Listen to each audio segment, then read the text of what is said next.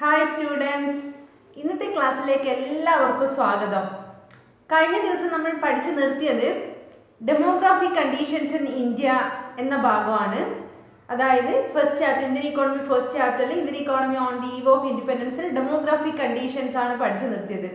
ഇനി നമ്മൾ ഈ ക്ലാസ്സിൽ പഠിക്കാൻ പോകുന്നത് ഇന്ത്യൻ ഇക്കോണമിയിലെ തൊഴിൽ ഘടന, ഇന്ത്യൻ ഇക്കോണമിയിലെ employment structure or occupational structure, നമ്മുടെ തൊഴിൽ ഘടന എങ്ങനെയായിരുന്നു. അതായത് നമുക്കറിയാം, നമ്മുടെ രാജ്യത്തെ മൊത്തം ജനങ്ങളെ എടുത്താൽ അതിൽ ഓരോ ജനങ്ങളും പ്രത്യേകമായി ഏതൊക്കെ തൊഴിലിനെ ആശ്രയിച്ചാണ് ജീവിച്ചിരുന്നത് എന്നതുമായി ബന്ധപ്പെട്ട മൊത്തത്തിലുള്ളൊരു സ്ട്രക്ചർ, ഒരു ഘടന, അതാണ് ഇവിടെ ഉദ്ദേശിക്കുന്നത്. നമുക്കറിയാം, നമ്മുടെ ഇക്കോണമിയിൽ ഇന്ത്യൻ ഇക്കോണമി പ്രധാനമായും നമ്മുടെ ഒക്കുപേഷണൽ സ്ട്രക്ചറിനെ മൂന്നായി കാറ്റഗറൈസ് ചെയ്യാമെന്നറിയാം, മൂന്നായി തരംതിരിക്കാം. Primary sector, secondary sector, tertiary sector. പ്രാഥമിക മേഖല, ദ്വിതീയ മേഖല, തൃതീയ മേഖല. പ്രൈമറി സെക്ടർ എന്ന് പറഞ്ഞാൽ നമുക്കറിയാം പ്രധാനമായും അഗ്രികൾച്ചർ ആൻഡ് ആലിഡ് സെക്ടർ, കൃഷിയും അനുബന്ധ മേഖലകളും. കൃഷിയും അനുബന്ധ മേഖലകൾ എന്ന് പറഞ്ഞാൽ ഏതൊക്കെയാണ്? കൃഷി, കന്നുകാലി വളർത്തൽ, മൈനിങ്, കോറിങ്, ഫിഷിങ്, ഇങ്ങനെയെല്ലാം പ്രൈമറി സെക്ടർ പ്രാഥമിക മേഖലയിൽ വരുന്നതാണ്. ദ്വിതീയ മേഖല എന്ന് പറഞ്ഞാൽ നമുക്ക് പെട്ടെന്ന് ഓർമ്മ വരുക ഇൻഡസ്ട്രി സ്ട്രക്ചർ, മാനുഫാക്ചറിങ് സെക്ടർ, പ്രൊഡക്ഷനുമായി ബന്ധപ്പെട്ട എല്ലാ മാനുഫാക്ചറിങ് സെക്ടറും സെക്കൻഡറി സെക്ടറിലാണ് വരുന്നത്. വ്യാവസായിക മേഖല എന്ന് പൊതുവായിട്ട് നമുക്ക് പറയാം. ടേഴ്സറി സെക്ടർ എന്ന് പറഞ്ഞാൽ സേവന മേഖല, തൃതീയ മേഖല അല്ലെങ്കിൽ ടേഴ്സറി സെക്ടർ എന്ന് പറയാം, സർവീസ് സെക്ടർ എന്ന് പറയാവുന്നതാണ്. ഈ സർവീസ് സെക്ടറിലെ ടേഴ്സറി സെക്ടറിൽ ഏതൊക്കെയാണ് വരുന്നത്? പ്രധാനമായും നമുക്കറിയാവുന്നതാണ് വിദ്യാഭ്യാസം, ആരോഗ്യം, കമ്മ്യൂണിക്കേഷൻ ഫെസിലിറ്റീസ്, പിന്നെയോ ട്രാൻസ്പോർട്ടേഷൻ, റോഡ്, റെയിൽവേ, ഇതുപോലെ ഗതാഗത transportation facilities, banking, financing, insurance, ഇതെല്ലാം ടേഴ്സറി സെക്ടർ സേവന മേഖലയിലാണ് വരുന്നതെന്ന് അറിയാം. അപ്പോൾ പൊതുവേ നമ്മുടെ ഇക്കോണമിയിലെ ഒക്കുപേഷണൽ സ്ട്രക്ചറിനെ 3 സെക്ടേഴ്സ് ആയിട്ട് അല്ലെങ്കിൽ മൂന്നായി കാറ്റഗറൈസ് ചെയ്യാം. Primary, secondary, tertiary. Agriculture, manufacturing and tertiary sector, that is education, health, finance, banking, insurance, എല്ലാം അതിലേക്ക് വരുന്നതാണ്. അപ്പോൾ നമ്മളിവിടെ നോക്കാൻ പോകുന്നത് ഇന്ത്യൻ ഇക്കോണമിയിൽ ഏതെല്ലാം ഈ 3 സെക്ടറിനെയും ആശ്രയിച്ച് ജീവിച്ചിരുന്നത്, അതായത് തൊഴിലിന് വേണ്ടിയിട്ട് എത്ര ശതമാനത്തോളം ജനങ്ങൾ പ്രൈമറി സെക്ടറിനെ ആശ്രയിച്ചിട്ടുണ്ടായിരുന്നു, എത്ര ശതമാനത്തോളം പേര് സെക്കൻഡറി സെക്ടറിനെ ആശ്രയിച്ചു, അല്ലെങ്കിൽ ഇന്ത്യയിലെ സെക്കൻഡറി ടേഴ്സറി സെക്ടർ, അതായത് ഇന്ത്യയിലെ വ്യവസായവും അതോടൊപ്പം സേവന മേഖലയിലും നമ്മുടെ രാജ്യത്തെ എത്ര ജനങ്ങൾക്ക് തൊഴിൽ കൊടുക്കാൻ മാത്രം പ്രാപ്തമായിരുന്നു. അല്ലെങ്കിൽ നമുക്കറിയാം മെജോറിറ്റി ജനങ്ങൾക്കും ടേഴ്സറി സെക്ടറിലും സെക്കൻഡറി സെക്ടറിലും ഒക്കെ ജോലി ചെയ്യുന്നതാണ് ഇഷ്ടം. പക്ഷേ അത്രയും ജനങ്ങളെ, അതായത് ഇത്രയും താല്പര്യമുള്ള ജനങ്ങളെ അക്കോമഡേറ്റ് ചെയ്യാൻ മാത്രം നമ്മുടെ സെക്കൻഡറി ടേഴ്സറി സെക്ടർ ഡെവലപ്ഡ് ആയിരുന്നോ? അല്ലെങ്കിൽ നമ്മൾ ഓൾറെഡി പഠിച്ചു കഴിഞ്ഞു നമ്മുടെ ഇൻഡസ്ട്രിയൽ സെക്ടർ വളരെ പുവറായിരുന്നു, അല്ലെങ്കിൽ നമ്മുടെ വ്യാവസായിക മേഖല ബ്രിട്ടീഷുകാരുടെ ഭരണകാലത്ത് വളരെ മോശമായ അവസ്ഥയിലായിരുന്നു, വ്യാവസായിക വികസനം കാര്യമായി ഉണ്ടായിട്ടില്ല എന്ന്. അപ്പോൾ നമ്മുടെ ഇക്കോണമിയിലെ എത്ര പെർസെൻറ്റേജ് ഓഫ് പീപ്പിൾസ്, എത്ര പെർസെൻറ്റേജ് ഓഫ് തൊഴിലാളികളെ, എംപ്ലോയേഴ്സിനെ അക്കോമഡേറ്റ് ചെയ്യാൻ മാത്രം, അല്ലെങ്കിൽ നമ്മുടെ രാജ്യത്തെ എത്ര പെർസെൻറ്റേജ് ഓഫ് ജനങ്ങൾക്ക് തൊഴിൽ കൊടുക്കാൻ മാത്രം ഈ 3 സെക്ടേഴ്സും പ്രാപ്തമായിരുന്നു. നമുക്കറിയാം തൊഴിലാണ് നമ്മുടെ പ്രധാന ജീവിത മാർഗം എന്നറിയാം. അത് നോക്കുകയാണെങ്കിൽ നമുക്ക് ഓൾറെഡി അറിയാം ഇന്ത്യ ഒരു അഗ്രേറിയൻ ഇക്കോണമിയാണ്. മെജോറിറ്റി ഓഫ് പീപ്പിൾസ് അഗ്രികൾച്ചർ സെക്ടറിനെ ആശ്രയിച്ചാണ് ജീവിക്കുന്നത്. സ്റ്റിൽ ഓൾസോ ഇപ്പോഴും അങ്ങനെ തന്നെയാണ് നടക്കുന്നത്. അതെല്ലാ ജനങ്ങളും അഗ്രികൾച്ചർ സെക്ടറിന് അമിതമായ താല്പര്യമുള്ളത് കൊണ്ട് മാത്രമല്ല, താല്പര്യമുള്ളവരും ഉണ്ട്, അതിന് പുറമെ മറ്റ് 2 സെക്ടേഴ്സിലും തൊഴിൽ കിട്ടുന്നില്ല. അപ്പോഴും അഗ്രികൾച്ചർ സെക്ടറിനെ ഡിപ്പെൻഡ് ചെയ്ത് ജീവിക്കേണ്ട ഒരു സാഹചര്യം വരുന്നു. അപ്പോഴും ബ്രിട്ടീഷുകാരുടെ ഭരണകാലത്ത് അല്ലെങ്കിൽ ഇന്ത്യൻ ഇക്കോണമിയെ സംബന്ധിച്ചിടത്തോളം അന്ന് 70 to 75% പീപ്പിൾ, 70-നും 75-നും ഇടയിൽ ജനങ്ങൾ അഗ്രികൾച്ചർ സെക്ടർ, പ്രൈമറി സെക്ടറിനെ ആശ്രയിച്ചാണ് ജീവിച്ചിരുന്നത്, അല്ലെങ്കിൽ പ്രൈമറി സെക്ടറിലാണ് ജോലി ചെയ്തിരുന്നത്. ഏകദേശം കൃത്യമായി പറയുകയാണെങ്കിൽ ഒരു 10% പറയാൻ പറ്റുള്ളൂ. ഒരു 10%, 10% ഓഫ് എംപ്ലോയീസിന് തൊഴിൽ കൊടുക്കാൻ മാത്രമേ നമ്മുടെ industrial sector, secondary sector developed ആയിരുന്നുള്ളൂ, അത്രമാത്രമേ പ്രാപ്തമായിരുന്നുള്ളൂ, അത്രയും കപ്പാസിറ്റിയെ സെക്കൻഡറി സെക്ടറിന് ഉണ്ടായിരുന്നുള്ളൂ.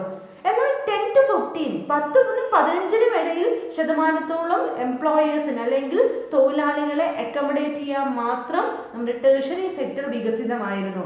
അപ്പോൾ നമ്മുടെ എംപ്ലോയ്മെന്റ് സ്ട്രക്ചർ എങ്ങനെയാണെന്ന് ചോദിച്ചാൽ primary 70 to 75% of peoples depend ചെയ്ത് പ്രൈമറി സെക്ടറിനാണ്, 10% secondary sector, manufacturing sector, 10 to 15% tertiary sector അല്ലെങ്കിൽ സേവന മേഖല എന്ന് പറയാവുന്നതാണ്. നമുക്കറിയാം സ്വാതന്ത്ര്യാനന്തരം ഒത്തിരി വ്യാവസായിക വികസനവുമായി ബന്ധപ്പെട്ട് പ്രത്യേകിച്ച് 5 ഇയർ പ്ലാൻ പ്രോഗ്രാമിൻ്റെ ഭാഗമായിട്ടൊക്കെ വ്യവസായ വളർച്ചയ്ക്ക് വേണ്ടി ഒത്തിരി പരിപാടികൾ അല്ലെങ്കിൽ ഒത്തിരി പ്രോഗ്രാംസ് സ്റ്റാർട്ട് ചെയ്ത് പോളിസീസ് കൊണ്ടുവന്നു. അതിൻ്റെയൊക്കെ ഭാഗമായി ഇന്ത്യയിൽ വ്യാവസായിക വികസനം എല്ലാം വന്നു തുടങ്ങി. നമുക്കറിയാം മെയിൻലി പ്രധാനമായും ഇന്ത്യയിൽ കേരളവും ഒത്തിരി വ്യാവസായിക വളർച്ചയ്ക്ക് ശ്രമിക്കുന്നുണ്ടെങ്കിലും മഹാരാഷ്ട്ര, ഗുജറാത്ത് ഈ രാജ്യങ്ങളൊക്കെ വ്യാവസായിക വളർച്ചയിൽ കുറച്ചുകൂടി മുന്നോട്ട്, ബംഗാൾ അതുപോലെ ഈ രാജ്യങ്ങളൊക്കെ കുറച്ചുകൂടി മുന്നോട്ടേക്ക് വന്നിട്ടുണ്ട്. എന്നാൽ ഇന്നും നമുക്കറിയാം മെയിൻലി അഗ്രികൾച്ചറിനെ ഡിപ്പെൻഡ് ചെയ്ത് ജീവിക്കുന്ന കുറേ സംസ്ഥാനങ്ങളുണ്ട്. പ്രത്യേകിച്ച് ഒറീസ, പഞ്ചാബ്, രാജസ്ഥാനൊക്കെ ഇപ്പോഴും മെയിൻലി അഗ്രേറിയൻ ഓറിയൻറ്റഡ് സ്റ്റേറ്റ് ആണ് എന്ന് നമുക്ക് പറയാവുന്നതാണ്. ഇതാണ് നമുക്ക് ഒക്കുപേഷണൽ സ്ട്രക്ചറിനെ കുറിച്ച് പറയാനുള്ളത്. അടുത്തത് ലാസ്റ്റ് പോർഷനിലേക്ക് നമ്മൾ പോവുകയാണ്. നമ്മുടെ ഇൻഫ്രാസ്ട്രക്ചർ ഫെസിലിറ്റീസ്, അതായത് നമ്മുടെ പശ്ചാത്തല സൗകര്യങ്ങൾ അല്ലെങ്കിൽ അടിസ്ഥാന സൗകര്യങ്ങൾ എത്രമാത്രമാണ് ഇന്ത്യൻ ഇക്കോണമിയിൽ ഉണ്ടായിരുന്നത്. അല്ലെങ്കിൽ ബ്രിട്ടീഷുകാർ വന്നതുകൊണ്ട് നമ്മുടെ ഇൻഫ്രാസ്ട്രക്ചർ ഘടനയിൽ അല്ലെങ്കിൽ അടിസ്ഥാന സൗകര്യങ്ങൾ, പശ്ചാത്തല സൗകര്യങ്ങളിൽ എത്രമാത്രം മാറ്റങ്ങൾ വന്നത് നമുക്ക് ഫേവർ ആയിരുന്നോ അല്ല നമുക്ക് ദോഷകരമായിരുന്നോ എന്നാണ്. മീൻസ് നമുക്ക് ഫേവർ ആയിരുന്നോ അല്ല എഗെയിൻസ്റ്റ് ആയിരുന്നോ എന്നാണ് നമ്മൾ നോക്കാൻ പോകുന്നത്. അല്ലെങ്കിൽ അഡ്വാൻറ്റേജസ് ആൻഡ് ഡിസഡ്വാൻറ്റേജസ്. നമ്മൾ ബ്രിട്ടീഷുകാരുടെ റൂൾ അല്ലെങ്കിൽ കൊളോണിയൽ റൂളും ഇന്ത്യൻ ഇക്കോണമി എടുക്കുമ്പോൾ പോസിറ്റീവായി പറയുന്ന ഒരു ഏരിയ ആണ് ഇൻഫ്രാസ്ട്രക്ചറിലെ അടിസ്ഥാന സൗകര്യ മേഖല എന്ന് പറയാം. കാരണം ബ്രിട്ടീഷുകാർ ഇവിടെ വന്നപ്പോൾ ഒരുപാട് അടിസ്ഥാന സൗകര്യങ്ങൾ ഇവിടെ സ്റ്റാർട്ട് ചെയ്തിട്ടുണ്ടായിരുന്നു. നമുക്കറിയാം ഇന്ത്യൻ റെയിൽവേ ആവട്ടെ, റോഡ് ഗതാഗതം ആവട്ടെ, പോസ്റ്റ് ആൻഡ് ടെലിഗ്രാം ആവട്ടെ, അതുപോലെ പോർട്ട് ആൻഡ് ഹാർബേഴ്സ് ആവട്ടെ, ഇംഗ്ലീഷ് എഡ്യൂക്കേഷൻ ആവട്ടെ, ഇവിടെയൊക്കെ ബ്രിട്ടീഷുകാർ വന്നപ്പോൾ ഒത്തിരി മാറ്റം വന്നു, അല്ലെങ്കിൽ അവർ സ്റ്റാർട്ട് ചെയ്തു എന്ന് തന്നെ പറയാം. ഈ റോഡും റെയിൽവേയും അല്ലെങ്കിൽ പോസ്റ്റ് ആൻഡ് ടെലിഗ്രാഫും ഹാർബറും പോർട്ടും ഇംഗ്ലീഷ് എഡ്യൂക്കേഷനും ഒക്കെ തുടങ്ങിയത് ഇന്ത്യക്കാരെ നന്നാക്കുക അല്ലെങ്കിൽ നല്ലതാക്കുക, ഇന്ത്യക്കാർക്ക് ഫേവർ ചെയ്യാവുന്ന ഉദ്ദേശത്തോടു കൂടി അല്ല എങ്കിലും ഇത് നമുക്ക് ഇൻഡയറക്ട്ലി നമുക്ക് വളരെ ഗുണം ചെയ്തു എന്ന് പറയാം. ഇതൊക്കെ സ്റ്റാർട്ട് ചെയ്ത് ബ്രിട്ടീഷുകാർക്ക് അവരുടെ കൊളോണിയൽ റൂൾ, അവരുടെ പോളിസീസ് നല്ല രീതിയിൽ ഇവിടെ നടപ്പിലാക്കാനും അതോടൊപ്പം ഇന്ത്യയിലെ റിസോഴ്സസ് എളുപ്പം അവരുടെ രാജ്യത്തേക്ക് കൊണ്ടുപോകാനുമുള്ള വഴികളൊക്കെ അവർ ഒരുക്കിയതാണ്. പക്ഷേ ഇൻഡയറക്ട്ലി ഇത് നമുക്ക് ഗുണം ചെയ്തു. കാരണം അവരിവിടെ തിരിച്ചു പോകുമ്പോൾ നമ്മുടെ റോഡും റെയിൽവേയും നമ്മുടെ വിദ്യാഭ്യാസം നമുക്ക് കിട്ടിയ നോളജ് ഒന്നും കൊണ്ടുപോയിട്ടില്ലല്ലോ. അതുകൊണ്ട് തന്നെ ഇതെല്ലാം നമുക്ക് ഗുണം ചെയ്തു എന്ന് പറയാവുന്നതാണ്. അപ്പോൾ അടിസ്ഥാന സൗകര്യ മേഖല എടുക്കുകയാണെങ്കിൽ ഇന്ത്യക്ക് ഒത്തിരി ഗുണം ചെയ്തിട്ടുണ്ട്. അതിൽ പ്രധാനമായി വരുന്നതാണ് ഇന്ത്യൻ റെയിൽവേ എന്ന് പറയാം. നമുക്കറിയാം ഇന്ത്യൻ റെയിൽവേ എപ്പോഴാണ് സ്റ്റാർട്ട് ചെയ്തത്, ആ വർഷം പ്രത്യേക ഓർക്കണം എക്സാമിനേഷൻ പോയിന്റിൽ 1850 1850 ഇന്ത്യൻ റെയിൽവേ സ്റ്റാർട്ട് ചെയ്തിട്ടുണ്ടായിരുന്നത്. റെയിൽവേ സ്റ്റാർട്ട് ചെയ്തുള്ള ഗുണം നമുക്കറിയാം. എന്താ റെയിൽവേയുടെ ഗുണം? കുറഞ്ഞ സമയം കൊണ്ട് കൂടുതൽ ദൂരത്തേക്ക് നമുക്ക് യാത്ര ചെയ്യാൻ വേണ്ടി പറ്റും. നമ്മുടെ അഗ്രികൾച്ചർ പ്രൊഡക്ഷൻ സെന്ററിൽ നിന്നും പ്രോഡക്റ്റ് എളുപ്പം ദൂരെയുള്ള വില കിട്ടുന്ന നല്ല മാർക്കറ്റിലേക്ക് കൊണ്ടുപോയി വിറ്റ് നല്ല ലാഭം ഉണ്ടാക്കാൻ പറ്റും. അതിൻ്റെ ഭാഗമായി വിൽക്കാൻ വേണ്ടി തന്നെ ഒത്തിരി പ്രോഡക്ട്സ് നമ്മൾ പ്രൊഡ്യൂസ് ചെയ്യാൻ തുടങ്ങി. Cash crops, commercialisation of Indian agriculture ഇവിടെ സംഭവിച്ചു. അതിനൊരു നെഗറ്റീവ് സൈഡും ഉണ്ട്. കാരണം ഫുഡ് ക്രോപ്സ് അല്ലെങ്കിൽ ഭക്ഷ്യവസ്തുക്കളുടെ ഉൽപ്പാദനം കുറഞ്ഞു, ഇവിടെ ക്ഷാമം, പോവർട്ടി ഒക്കെ ഉണ്ടായി. എങ്കിലും ഇന്ത്യൻ അഗ്രികൾച്ചർ സെക്ടറിനെയും ഇൻഡയറക്ട്ലി ഈ റെയിൽവേ ഒക്കെ വന്നതുകൊണ്ട് ഗുണം ചെയ്തു. അതുപോലെ തന്നെ റോഡ് ഗതാഗതം വന്നതോടുകൂടി എളുപ്പം നമ്മുടെ പ്രൊഡക്ഷൻ സെന്ററിൽ നിന്നും ഒരു നല്ലൊരു മാർക്കറ്റിലേക്ക് സാധനങ്ങൾ എത്തിക്കാൻ വേണ്ടി ജനങ്ങൾക്ക് സാധിച്ചു. ഈ റോഡൊക്കെ സ്റ്റാർട്ട് ചെയ്ത് എന്തിനായിരുന്നു?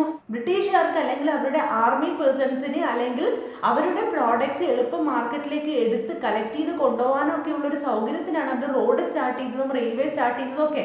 പക്ഷേ ഇത് നമുക്കും ഗുണം ചെയ്തു എന്ന് പറയാവുന്നതാണ്. അപ്പോൾ ഇന്ത്യൻ ഇക്കോണമിയെ സംബന്ധിച്ചിടത്തോളം ഇന്ത്യൻ റെയിൽവേ വളരെ പോസിറ്റീവായൊരു ഗുണം ചെയ്തു, ബ്രിട്ടീഷുകാർ എസ്റ്റാബ്ലിഷ് ചെയ്തതാണെങ്കിലും. അതിന് പുറമെ പോർട്ട്, ഹാർബർ, തുറമുഖങ്ങൾ, ജലഗതാഗതത്തിലും ഒത്തിരി പുരോഗതി ബ്രിട്ടീഷുകാർ വന്നപ്പോൾ ഇവിടെ കൊണ്ടുവന്നു. അതും നമുക്ക് പിന്നീട് ഇന്ത്യൻ ഇക്കോണമിയുടെ ഇൻഫ്രാസ്ട്രക്ചറിലെ പശ്ചാത്തല സൗകര്യങ്ങളിൽ വളരെ ബെനിഫിറ്റ് ഉണ്ടാക്കി. അതോടൊപ്പം പോസ്റ്റ് ആൻഡ് ടെലിഗ്രാഫ് 1837 1837 1837 ഇവിടെ പോസ്റ്റ് ആൻഡ് ടെലിഗ്രാഫ് ബ്രിട്ടീഷുകാർ സ്റ്റാർട്ട് ചെയ്തു. അത് നമുക്ക് ഒത്തിരി ഗുണം ചെയ്തിട്ടുണ്ടായിരുന്നു. ഇപ്പോൾ പ്രധാനമായി എടുത്തു പറയുന്നത് road, railway, post and telegraph, അതോടൊപ്പം പോർട്ട് ആൻഡ് ഹാർബേഴ്സ്, ജലഗതാഗതത്തിന് ഒത്തിരി സപ്പോർട്ട് ചെയ്തിട്ടുണ്ടായിരുന്നു.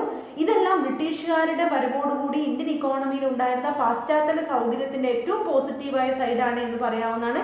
അതേപോലെ ഇത് മാത്രമല്ല, അവർ എയർ ട്രാൻസ്പോർട്ടേഷൻ ഫെസിലിറ്റിയും ഒത്തിരി സപ്പോർട്ട് ചെയ്തിട്ടുണ്ടായിരുന്നു. Road, railway, air transportation.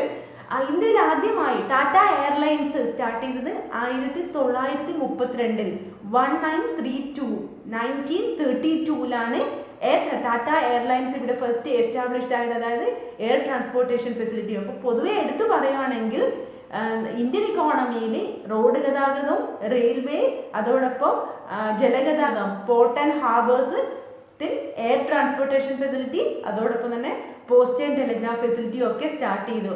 ഇതിന് പുറമെ എടുത്തു പറയേണ്ട വേറൊരു കാര്യമാണ് ഇംഗ്ലീഷ് എഡ്യൂക്കേഷൻ. ഇവിടെ എഡ്യൂക്കേഷൻ സിസ്റ്റത്തിന് ഒത്തിരി പുരോഗതി ഉണ്ടായി ബ്രിട്ടീഷുകാർ വന്നപ്പോൾ.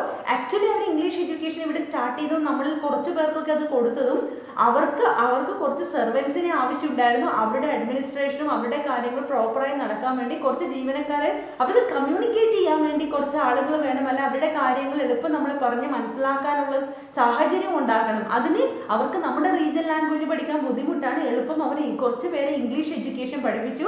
അതിൻ്റെ ഒരു സ്പ്രെഡ് ക്രമേണ ഇന്ത്യയിലെ മറ്റ് ജനങ്ങളിലേക്കും എത്തുകയും ചെയ്തു.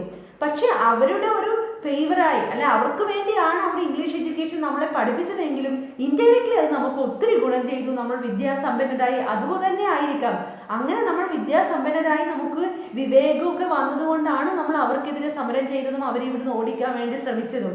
അപ്പോൾ ഇംഗ്ലീഷ് എഡ്യൂക്കേഷൻ മാത്രമല്ല ഇന്ന് ലോക രാജ്യങ്ങൾ വെച്ച് സോഫ്റ്റ്വെയർ എക്സ്പോർട്ടിംഗ് കൺട്രീസിൽ ഏറ്റവും മുന്നിൽ നിൽക്കുന്ന ഒരു രാജ്യമായി ഇന്ത്യ എത്തിയിട്ടുണ്ട്. അതിന് ഏറ്റവും കൂടുതൽ ഇന്ത്യയെ സഹായിച്ചിരിക്കുന്നത് ഈ എഡ്യൂക്കേഷൻ പ്രത്യേകിച്ച് ഇംഗ്ലീഷ് എഡ്യൂക്കേഷൻ ആണെന്ന് പറയാവുന്നതാണ്. അതായത് കമ്മ്യൂണിക്കേഷൻ ഫെസിലിറ്റിയിലും അതോടൊപ്പം തന്നെ സോഫ്റ്റ്വെയർ മേഖലയിലൊക്കെ ഇന്ത്യൻ ഇക്കോണമിയുടെ വികസനത്തിന് ഇന്ന് ഇത്രയും സപ്പോർട്ടീവ് ആയത് അന്ന് അവർ നമുക്ക് ഇട്ട് തന്നിരുന്ന ഇംഗ്ലീഷ് എഡ്യൂക്കേഷൻ ഒരു സ്റ്റാർട്ടിംഗ് ആണ് എന്ന് പറയാം. അപ്പോൾ പൊതുവേ ഇതൊക്കെ നിങ്ങൾ 10ാം ക്ലാസ്സിൽ പഠിച്ചതായിരിക്കാം. ബ്രിട്ടീഷുകാർ ഇവിടെ വന്നതിൻ്റെ ഭാഗമായി ഇന്ത്യൻ ഇൻഫ്രാസ്ട്രക്ചർ ഫെസിലിറ്റീസിൽ വളരെ പോസിറ്റീവായ ഒത്തിരി മാറ്റങ്ങൾ ഉണ്ടായി. അവർ ഇവിടെ വന്നതിൻ്റെ ഒരു പോസിറ്റീവ് സൈഡാണ് ഇന്ത്യൻ ഇക്കോണമിക്ക് കിട്ടിയത് എന്ന് വേണമെങ്കിൽ പറയാവുന്നതാണ്. അപ്പോൾ നമ്മൾ ഈ ചാപ്റ്റർ കൺക്ലൂഡ് ചെയ്തിരിക്കുകയാണ്. ഈ ചാപ്റ്റർ നമ്മൾ പഠിച്ചിരിക്കുന്നത് Indian economy on the eve of independence. ബ്രിട്ടീഷുകാർ ഇവിടെ വന്നപ്പോഴേ അവരുടെ പ്രധാനമായും 2 പോളിസീസ് എന്തൊക്കെയായിരുന്നു? അവർ ഇവിടെ വന്ന് നമ്മുടെ രാജ്യത്തുള്ള റിസോഴ്സസ് അവിടത്തേക്ക് ഡ്രെയിൻ ചെയ്ത് കൊണ്ടുപോകുക, അവരുടെ ഇൻഡസ്ട്രിക്ക് ആവശ്യമായ റോ മെറ്റീരിയൽസ് കൊണ്ടുപോകുക, അവിടുത്തെ ഫിനിഷ്ഡ് പ്രോഡക്റ്റ് ഇവിടെ കൊണ്ടുവന്ന് വിൽക്കുന്ന ഒരു മാർക്കറ്റാക്കി ഇന്ത്യയെ മാറ്റുക. അതിനനുസൃതമായി ഒത്തിരി പോളിസീസ് അവർ ഇവിടെ സ്റ്റാർട്ട് ചെയ്തു. അഗ്രികൾച്ചർ സെക്ടറിലും ഇൻഡസ്ട്രിയൽ സെക്ടറിലും ടെറിഷറി സെക്ടറിലും എല്ലാ മേഖലയിലുള്ള റിസോഴ്സസ് പരമാവധി കിട്ടുന്നത് അവർ കൊണ്ടുപോകാൻ വേണ്ടി ശ്രമിച്ചു. അങ്ങനെ അവരുടെ വരവോടുകൂടി ഇന്ത്യൻ ഇക്കോണമിയിൽ എന്തൊക്കെ മാറ്റങ്ങൾ വന്നു എന്നാണ് നമ്മളിപ്പോൾ പഠിച്ചിരുന്നത്. പ്രധാനമായി അഗ്രികൾച്ചർ സെക്ടർ നമ്മൾ പഠിച്ചു. അഗ്രികൾച്ചർ സെക്ടർ സ്റ്റാഗ്നൻ്റ് ആയിരുന്നു. Stagnation of Indian agriculture sector അതിൻ്റെ റീസൺസ് എന്തൊക്കെയാണെന്ന് ഓൾറെഡി നമ്മൾ ഡിസ്കസ് ചെയ്ത് കഴിഞ്ഞു. സെമീൻദാരി റൈറ്റ് വരി മഹൽവാരി സിസ്റ്റം. ഇൻഡസ്ട്രിയൽ സെക്ടറിൽ അവരുടെ വരവോടുകൂടി കാര്യമായി ഒരു പുരോഗതി വന്നിട്ടില്ല എന്ന് മാത്രമല്ല പ്രത്യേകിച്ച് ക്യാപിറ്റൽ ഗുഡ്സ് ഇൻഡസ്ട്രീസ് ഒന്നും ഇവിടെ സ്റ്റാർട്ട് ചെയ്തിട്ടുണ്ടായിരുന്നില്ല. ഫോറിൻ ട്രേഡിൽ ക്വാണ്ടിറ്റി വൈസ് ഇംപ്രൂവ്മെൻറ്റ് ഉണ്ടായി. പക്ഷേ അതിൻ്റെ ബെനിഫിറ്റ് നമുക്ക് കിട്ടിയില്ല. അത് അവരെ ആവശ്യത്തിന് തന്നെ അവർ ഉപയോഗിക്കുകയും ചെയ്തു. മാത്രമല്ല പകരം പലപ്പോഴും ഇവിടുത്തെ പ്രൈമറി പ്രോഡക്ട്സ് അവർ കയറ്റിക്കൊണ്ടുപോയി ഇവിടെ ഭക്ഷ്യക്ഷാമവും അല്ലെങ്കിൽ പോവർട്ടി ഫാമിനും ഒക്കെ എക്സ്പീരിയൻസ് ചെയ്യുന്നൊരു സാഹചര്യം ഉണ്ടായി. പ്രൈമറി പ്രോഡക്ട്സ് കയറ്റി അയക്കാൻ വേണ്ടി അവർ ക്യാഷ് ക്രോപ്സിൻ്റെ പ്രൊഡക്ഷനെ കമേഴ്ഷ്യലൈസേഷൻ ഓഫ് ഇന്ത്യൻ അഗ്രികൾച്ചറിനെ സപ്പോർട്ട് ചെയ്തു. നമ്മൾ അടുത്തത് കണ്ട ഡെമോഗ്രാഫിക് കണ്ടീഷനാണ്. അതിൽ പ്രധാനമായി ഓർക്കുന്നത് ഇന്ത്യയിലെ ജനസംഖ്യ വളർച്ച 3 സ്റ്റേജിലൂടെ കടന്നു പോകുന്നുണ്ട്. ഇന്ത്യയിൽ ജനസംഖ്യ കാൽക്കുലേഷൻ ആദ്യമായി നടന്നത് 1881 1881 ആണ്. 1921 വരെ 1921 വരെ India first stage of demographic ട്രാൻസിഷനിലായിരുന്നു, അല്ലെങ്കിൽ ജനസംഖ്യ വളർച്ചയുടെ 1ാം ഘട്ടത്തിലായിരുന്നു. ഇന്നും ഇപ്പോഴും ഇന്ത്യ 2ാം ഘട്ടത്തിലാണ്. 3ാം ഘട്ടത്തിലേക്ക് കടക്കാൻ ശ്രമിക്കുന്നതേ ഉള്ളൂ. നമ്മൾ ഇന്നത്തെ ക്ലാസ്സിൽ പഠിച്ചിരിക്കുന്ന കാര്യമാണ്. അതായത് ഇന്ത്യയിലെ occupational structure primary secondary tertiary sector. Primary 70 to 75%, secondary 10% and tertiary സേവന മേഖല 10 to 15%. ദെൻ ഇൻഫ്രാസ്ട്രക്ചർ ഫെസിലിറ്റി അതായത് പാശ്ചാത്തല സൗകര്യം അടിസ്ഥാന സൗകര്യങ്ങൾ എത്രമാത്രമാണ് ഇന്ത്യ ബ്രിട്ടീഷുകാരുടെ ഒരു ഇഫക്റ്റ് നമുക്ക് കിട്ടിയിരിക്കുന്നത്, അല്ലെങ്കിൽ അതിൻ്റെ പോസിറ്റീവ് സൈഡ്സ് എന്തൊക്കെയാണ്, അത് നമുക്ക് പിന്നീട് എത്ര ഗുണം ചെയ്തിരിക്കുന്നു, ഈ കാര്യങ്ങളൊക്കെയാണ് നമ്മൾ സംസാരിച്ചിരിക്കുന്നത്. എന്തായാലും നിങ്ങൾക്ക് മനസ്സിലായിട്ടുണ്ടാവുമെന്ന് കരുതുന്നു. നിങ്ങൾക്ക് എന്തെങ്കിലും ഡൗട്ട് വരുവാണെങ്കിൽ ഞാൻ എപ്പോഴും പറയുന്നത് ടെക്സ്റ്റ് ബുക്ക് വെച്ചിട്ട് തന്നെ ഈ ക്ലാസ് കാണണം. കണ്ട പോയിന്റ്സ് ഒക്കെ നിങ്ങൾ നോട്ട് ചെയ്ത് വെക്കണം. ഈ ചാപ്റ്ററിന് സാധാരണ മാക്സിമം 3 മാർക്സ് ക്വസ്റ്റ്യൻസ് ആണ് എക്സാമിന് ചോദിക്കാറുള്ളൂ. ചെറിയ ഷോർട്ട് ക്വസ്റ്റ്യനോ അല്ലെങ്കിൽ ഒബ്ജക്റ്റീവ് ടൈപ്പ് ക്വസ്റ്റ്യൻസ് ഒക്കെ ആയിരിക്കും. ആ റിപ്പീറ്റഡ്ലി വന്നിരിക്കുന്ന ക്വസ്റ്റ്യൻസ് ഒക്കെ ഞാൻ ക്ലാസ്സിൽ ആവർത്തിച്ചിട്ടുണ്ട്. നിങ്ങൾക്ക് മനസ്സിലായിട്ടുണ്ടാവുമെന്ന് കരുതുന്നു. തീർച്ചയായിട്ടും നിങ്ങൾ ഈ ചാപ്റ്റർ തറവാക്കിയിരിക്കുക. ഇനി ഈ ചാപ്റ്റർ വീണ്ടും ഒരിക്കൽ എടുത്ത് നോക്കേണ്ട അവസ്ഥ നിങ്ങൾക്ക് വരരുത്. ഓക്കെ, അപ്പോൾ നിങ്ങൾക്ക് എല്ലാവരും ക്ലാസ് ഇഷ്ടപ്പെട്ടുണ്ടാവുമെന്ന് കരുതുന്നു. നമുക്കിനി അടുത്ത ക്ലാസ്സിലേക്ക് കാണാം. നിങ്ങൾ ഇക്കണോമിക്സ് കുട്ടികൾക്ക് വേണ്ടിയിട്ടാണ് ഞാൻ ഈ വീഡിയോ എടുക്കുന്നത്. നിങ്ങളുടെ ഇക്കണോമിക്സ് സ്റ്റുഡൻസിന് നിങ്ങൾക്ക് ഷെയർ ചെയ്ത് കൊടുക്കാവുന്നതാണ്. നിങ്ങൾക്ക് എളുപ്പം ഈ ക്ലാസ് കിട്ടണമെങ്കിൽ ക്ലാസ്സിൽ നമ്മുടെ യൂട്യൂബിൽ ഇത് വരുമ്പോഴേ നിങ്ങൾ സബ്സ്ക്രൈബ് ബട്ടൺ ക്ലിക്ക് ചെയ്യുക. അതിൻ്റെ സബ്സ്ക്രൈബ് ക്ലിക്ക് ചെയ്ത് അതിൻ്റെ അടുത്തുള്ളൊരു ബെല്ലൈക്കൺ നിങ്ങൾ എനേബിൾ ചെയ്യുമ്പോൾ കൂടെ കുറച്ച് ഓപ്ഷൻസ് വരും. അതിൽ ഓൾ സെലക്ട് ചെയ്ത് കഴിഞ്ഞാൽ ഞാൻ വീഡിയോ ഇടുമ്പോഴൊക്കെ നിങ്ങൾക്ക് നോട്ടിഫിക്കേഷൻ വരുന്നതായിരിക്കും. മാത്രമല്ല നമ്മുടെ ചാനലിൻ്റെ പേരൊക്കെ നിങ്ങൾക്ക് ഓർമ്മയുണ്ടെങ്കിൽ യൂട്യൂബിൽ സെർച്ച് ചെയ്ത് നിങ്ങൾക്ക് നോക്കാം. ഇപ്പോൾ മാത്രമല്ല എക്സാമിനേഷൻ ടൈമിൽ എപ്പോഴും വേണമെങ്കിൽ നിങ്ങൾക്ക് നോക്കുകയും ഈ ക്ലാസ് നിങ്ങൾക്ക് ശ്രദ്ധിക്കുകയും ചെയ്യാവുന്നതാണ്. എന്തെങ്കിലും അഭിപ്രായങ്ങളൊക്കെ ഉണ്ടെങ്കിൽ നിങ്ങൾക്ക് കമൻ്റായിട്ട് ഇതിലിടാവുന്നതാണ്. ഓക്കെ, അപ്പോൾ നമുക്ക് അടുത്ത ക്ലാസ്സിലേക്ക് കാണാവുന്നതാണ്. വിക്ടേഴ്സിൻ്റെ ക്ലാസ്സിനനുസരിച്ച് നമുക്ക് പോകുന്നതായിരിക്കും നല്ലതെന്ന് തോന്നുന്നുണ്ട്. എന്തായാലും അടുത്ത ക്ലാസ്സിൽ പുതിയൊരു ഭാഗമായിട്ട് നമുക്ക് വീണ്ടും കാണാം. Okay, by.